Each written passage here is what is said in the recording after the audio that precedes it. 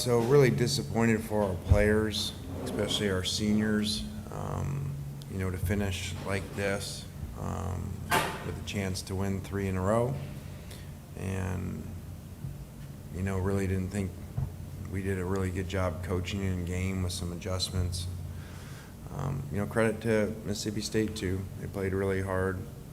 Zach Arnett, I've said for a long time, does a great job, gives people problems, very risk-taking, and came out today and was extremely aggressive, and we didn't respond very much to all the cover zero blitzes out in the middle of the field, which is very unusual. So strange game. You probably thought the first 2 possessions, both sides, that it was going to be an offensive game with us driving right down and those guys driving right down, and then our defense settled down until the last drive of the first half. So just really discouraging. Really had a hard time picturing this happening even when the game was going. So difficult, and always difficult to end your season with a loss like this, because it's not like you go play next week. So very discouraging, and a lot of things went wrong. We have a whistle that we stop, which is what you coach players to do, because you're supposed to stop when there's a whistle. And now I'm told, well, one of their guys, everyone else stopped for the inadvertent whistle, but one of their guys didn't, so he was right. So from now on, we are supposed to teach, when there's a whistle, you still keep playing. So that's new information in coaching. So when there's whistles, and people hit people after the whistle that are personal fouls, explain that to me. So I'm not blaming that for the loss. We didn't do a good job, especially in game. I thought we started okay, but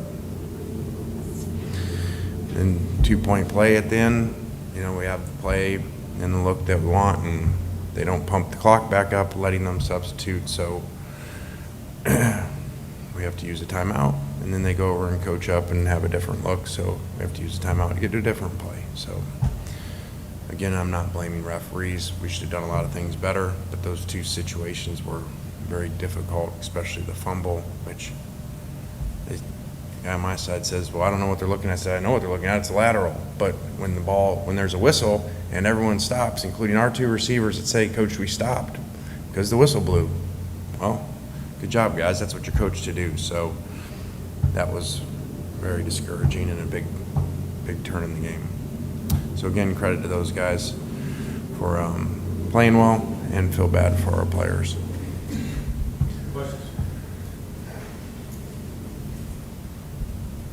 Lane, with the regular season over now, do you anticipate being Ole Miss's coach next season? Yes, I do. I feel like that was a court trial where you're like, yes, I do.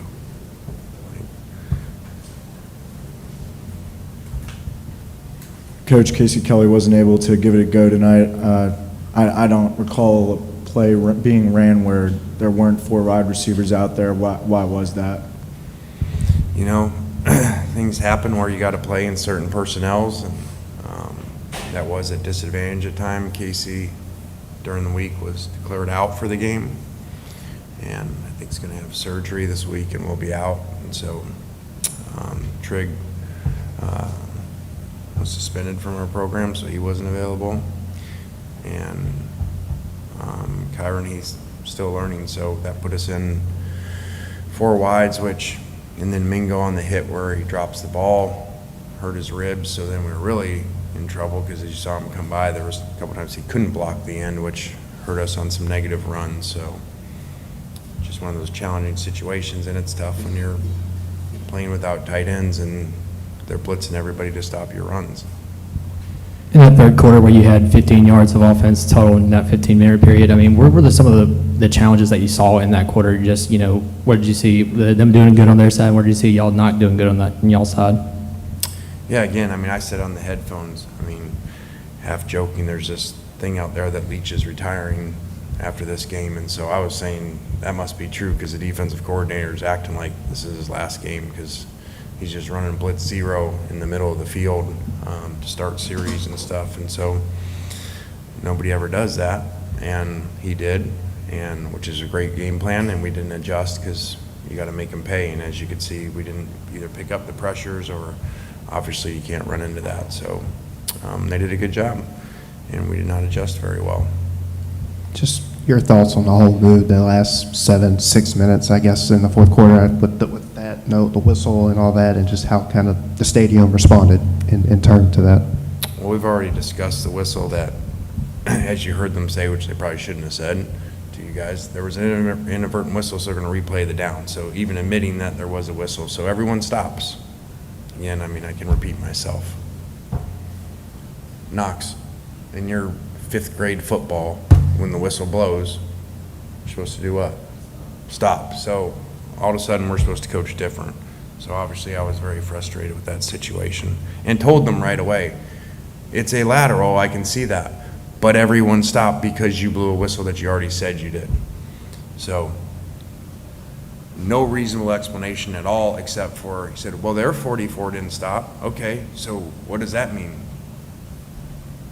One guy didn't stop. Maybe he didn't hear it and everybody else did. So I don't know what to do about that. Obviously, that was a big momentum swing. Lane, we asked about it last week, but there's been a lot of talk about your future and whatnot. Do you feel like that was a distraction at all this week with the players?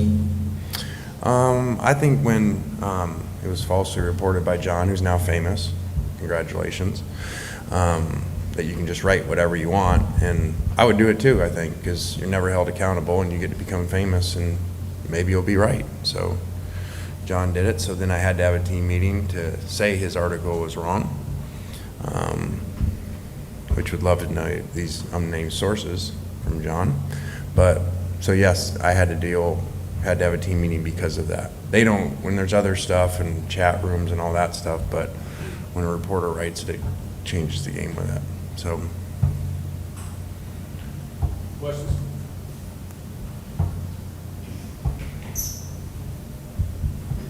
Lane, let me follow up and rephrase the initial question. If Auburn offers you its coaching position, do you anticipate being Ole Miss's coach next season? I do. And then if I can follow up, what did you tell your players yesterday when you spoke with them? I mean, I could just easily say that's between team meetings that we don't really talk about that, but I just told them that report that probably you're not paying that much attention to, but probably your family is inaccurate and false reporting. So, Lane, when do you think the timeline kind of is for you to sign a contract extension with Ole Miss, and obviously, what's the timeline for that? I don't know. I mean, I've signed 3, so did that make it, does a 4th one mean you're never leaving? So, I don't know. I'm much more focused and worried about the game than whether you sign another contract. I'm not acting ungrateful for that, but again, everybody thinks you sign a contract. Well, a year ago you said the same thing, and then here we are again. So,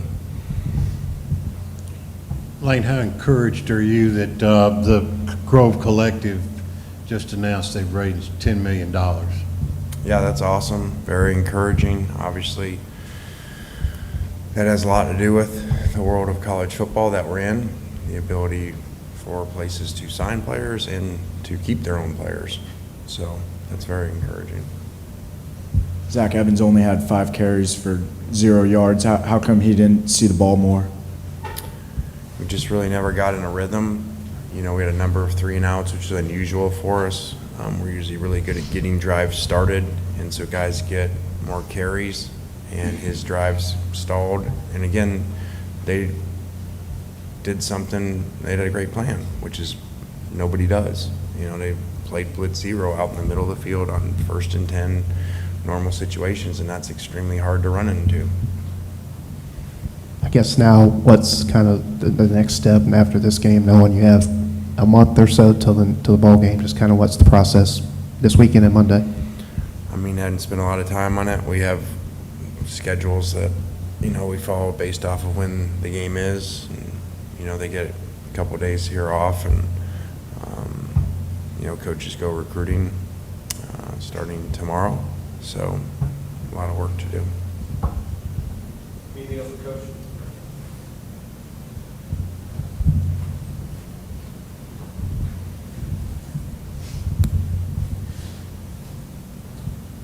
Lane, I know you said you're keeping those meetings kind of private, but did you kind of relay a message at all, if you could share this, that you told your players that you are signing a new contract here? I mean, I've already talked about that. I shouldn't even got into what was said in that meeting, so I already said it, so I'm not answering any more questions about that. Lane, hindsight's 20/20, obviously, but if you had it to do over again, would you have tried to squelch these rumors, knowing that they were swirling around, or do you think it didn't affect the team? I don't know. I mean, hindsight 20/20, I would have kicked a field goal too if I knew our player wasn't going to run the pop pass he's supposed to. So that would help in a lot of situations. So. Anything else, Coach? Last one. Yep. You guys started off the season obviously really hot, but coming down the stretch, there was a struggle. And I don't know if there is something that you would point a finger at, and if there is, what would that be? A lot tougher schedule would be part of it. You know, it's just the analytics of it.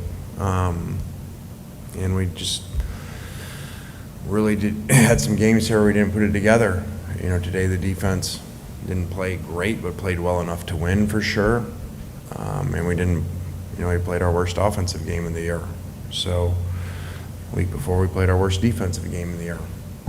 So really kind of fell off after the Alabama game of playing inconsistent. And, you know, still, so you got to keep playing. You know, still went 99 yards there and gave us a chance if we make the 2-point to go into overtime.